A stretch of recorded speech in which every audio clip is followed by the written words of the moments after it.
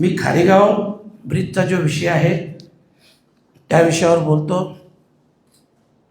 साधारणतः 1/10/2024 रोजी जिल्हाधिकारी ठाणे यांना मी एक पत्र दिलं होतं।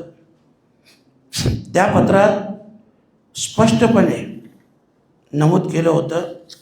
याच्यात मी सगळे दिलेले पत्र देखील तुम्हाला दाखवणार आहेत आणि त्याच्यावर पुढचं उत्तरही आलं नाही आणि कारवाई झाली नाही। तर साधारणतः हे पत्र आहे, पहिलं 13 जूनला मी जिल्हाधिकाऱ्यांना पत्र दिलेलं आहे।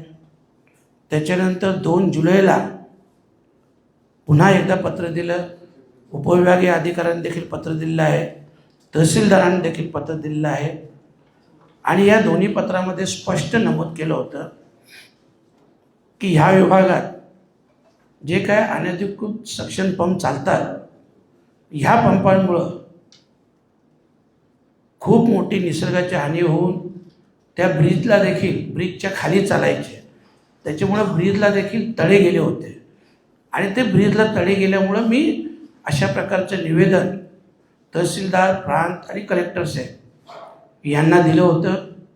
परंतु त्याच्यावर कुठलीही प्रकारची कार्यवाही न झाल्यामुळं आज आपण 4 दिवसापूर्वी पाहिलं असेल की त्या ब्रिजचा काही एक भाग खाली कोसळला आणि मी माझ्या पत्रात स्पष्ट नमूद केलं होतं की याच्यावर तुम्ही स्ट्रिक्टली ॲक्शन घ्या, नाहीतर कधी अशी वेळ येईल की जसा प्रकार महाडला घडला, सावित्री नदीच्या पुलावर जो पूल रात्री कोसळला आणि त्याच्यात शेकडो लोकांचे प्राण गेले, असा प्रकार होऊ नये म्हणून हे 2 पत्र 13 जूनला 2 जुलैला हे पत्र दिले होते।